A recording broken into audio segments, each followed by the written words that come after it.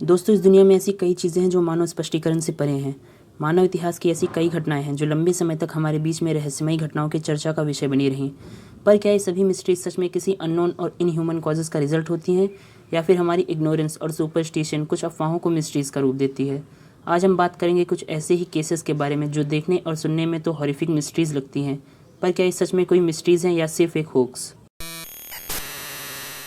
ये बात है मई 2007 की, जब एक मैक्सिकन फार्मर मैरियो लोपेज को अपने खेतों में लगे रैट ट्रैप्स में एक छोटा सा और अजीब क्रिएचर फंसा मिला जो कुछ छिपकली जैसा लग रहा था। लोपेज उसे देखकर बहुत ही घबरा गए और उन्होंने उसे मार दिया, जिसके बाद उन्होंने उसे साइंटिस्ट के हवाले करते हुए बताया कि उसे मारने के लिए उन्होंने उसे पूरे 2 घंटे तक पानी में डुबो कर रखा। DNA टेस्ट और स्कैन्स के बाद ये पता चला कि इस क्रिएचर के स्केलेटन के कैरेक्टरिस्टिक्स लिजर्ड जैसे हैं। इसके दांतों में इंसानों जैसी कोई जड़ें नहीं हैं और ये पानी के अंदर काफ़ी लंबे समय तक रह सकता है, पर इसके शरीर में कुछ जॉइंट्स इंसानों जैसे ज़रूर हैं। इसके दिमाग का पिछला हिस्सा काफ़ी बड़ा है, जिसे लेकर साइंटिस्ट इस कंक्लूजन पर पहुंचे कि ये क्रिएचर जो भी था, पर ये एक इंटेलिजेंट क्रिएचर था। मैक्सिकन यूएफओ एक्सपर्ट जेमी मॉजन ऐसे पहले इंसान थे जिन्होंने इस पूरे केस पर रिसर्च की, और उन्होंने ये दावा किया कि ये पूरा मामला कोई झूठ या अफवाह नहीं है। उन्होंने ये भी कहा कि दूसरे फार्मर्स ने उन्हें ये भी बताया है कि वहाँ एक और बेबी एलियन था जो मौके पर ही वहाँ से निकल गया। ये घटना जहाँ हुई थी वहाँ अक्सर यूएफओ देखे जाने की बात कही गई है, जिसकी वजह से लोगों का यह कहना था कि ये बेबी एलियन शायद उसी में से किसी एक यूएफओ से आया होगा। वैसे इस स्टोरी से रिलेटेड कई आर्टिकल्स आपको नेट पर मिल जाएंगे जहाँ इसे सिर्फ एक झूठ बताया गया है और उस क्रिएचर को कोई एलियन नहीं बल्कि एक टिटी मंकी बताया गया है। दूसरी बात यह है कि इस पूरी घटना के बाद उस फार्मर लोपेज की रहस्यमयी तरीके से मौत हो गई। उसकी मौत तब हुई जब वह रोड किनारे पार्क अपनी कार में बैठा हुआ था और उस कार में अचानक से आग लग गई। देखने वाले बताते हैं कि उस कार में लगी आग की लपटें काफ़ी ज़्यादा आक्रामक थीं।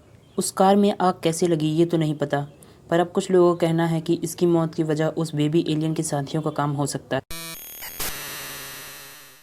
9 जून 1912 की एक शाम को यूनाइटेड स्टेट्स के विलिस्का शहर में रहने वाले 6 लोगों का एक परिवार, जिसमें हस्बैंड, वाइफ और उनके 4 बच्चे थे, वह एक चिल्ड्रंस डे प्रोग्राम में पार्टिसिपेट करने के लिए चर्च गए थे, जहाँ से वह तकरीबन रात में 10 बजे वापस लौटे। और उनके साथ 2 गेस्ट भी थे, जो कि 8 और 12 साल की 2 लड़कियाँ। अगली सुबह जब उस घर से कोई भी अपने डेली के काम करने के लिए बाहर नहीं आया, तो उनके पड़ोसियों को यह बात कुछ अजीब लगी। अंदर सब कुछ ठीक है या नहीं ये सोचकर उन्होंने दरवाजे पर नॉक किया, पर अंदर से कोई भी रिस्पॉन्स नहीं आया। बहुत देर तक नॉक करने के बाद भी जब कोई दरवाज़ा खोलने नहीं आया, तो वह सब दरवाज़ा तोड़कर अंदर चले गए। और अंदर पहुंचकर उन्होंने देखा कि किसी ने उस पूरे परिवार और उन दोनों लड़कियों को उनके बिस्तर में ही मौत के घाट उतार दिया था।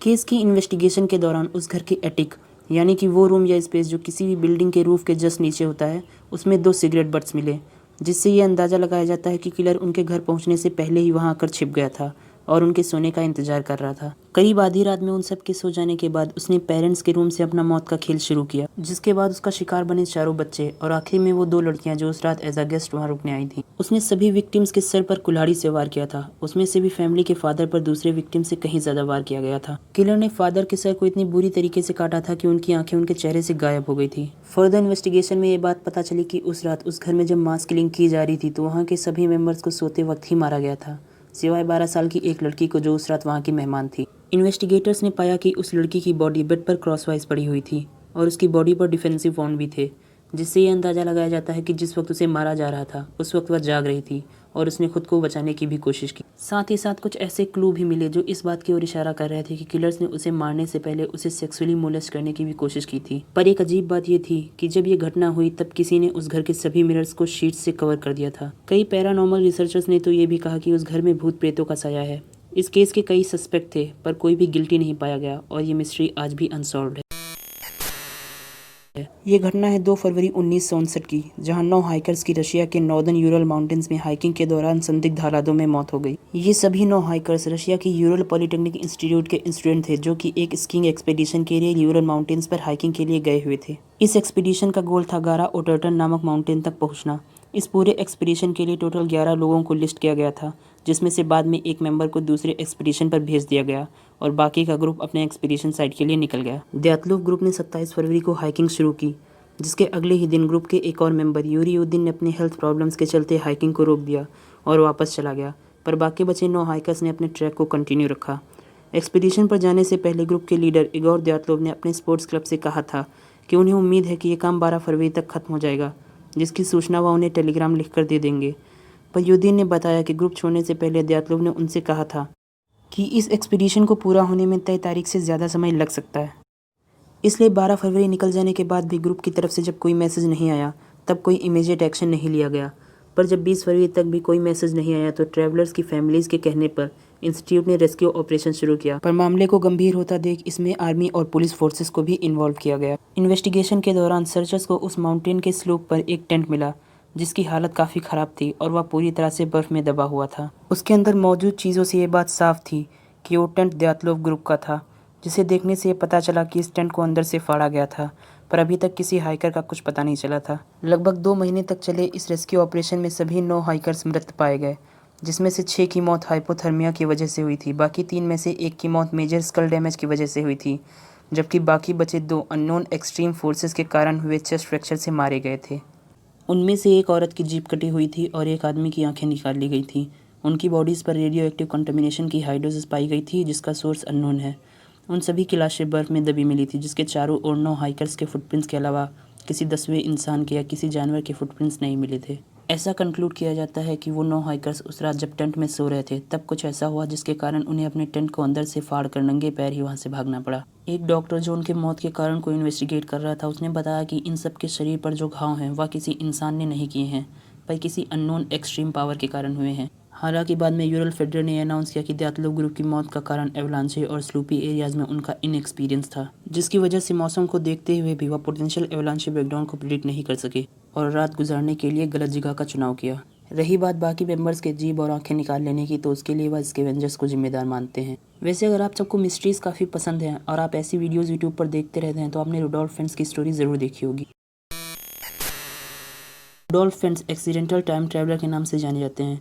रुडोल्फ न्यूयॉर्क शहर में रहते थे और वह 27 अगस्त 1876 संडे को अचानक ही कहीं गायब हो गए। जिस वक्त वह गायब हुए उस वक्त वह 29 साल के थे।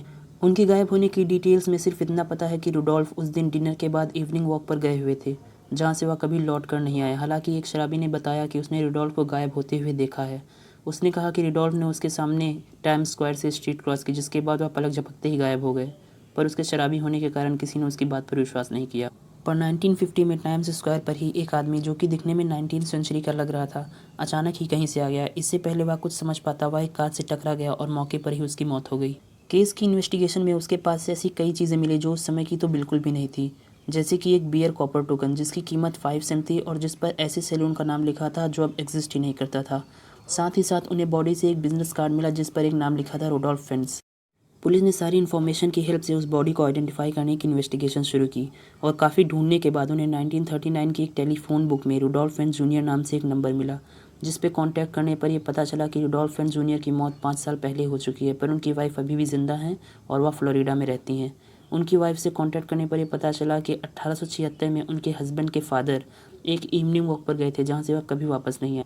उन्होंने ये भी बताया कि जिस वक्त वह गायब हुए उस वक्त उनकी उम्र 29 साल थी। तो ये स्टोरी थी रुडोल्फ फेंट्स की, जो सच में एक स्टोरी ही है जिसका सच्चाई से कुछ लेना देना नहीं है। और इस पूरे इवेंट की सच्चाई सिर्फ इतनी सी है कि 20वीं सेंचुरी के अमेरिकन ऑथर जैक फिन्ने द्वारा 1951 में लिखी गई साइंस फिक्शन शॉर्ट स्टोरी थी जिसका टाइटल है आई एम स्केयर्ड, और रुडोल्फ फेंट्स उसी कहानी का फोकल कैरेक्टर है। रुडोल्फ फेंट्स की कहानी 1980s की सिग्निफिकेंट अर्बन लेजेंड्स में से एक थी और 1990s में इंटरनेट के स्प्रेड के साथ ये स्टोरी भी वाइडली स्प्रेड हुई और ये एक कहानी से हकीकत में बदल गई। दोस्तों आज की वीडियो में इतना ही। मैं आपसे मिलूंगा अगली वीडियो में, तब तक के लिए बाय।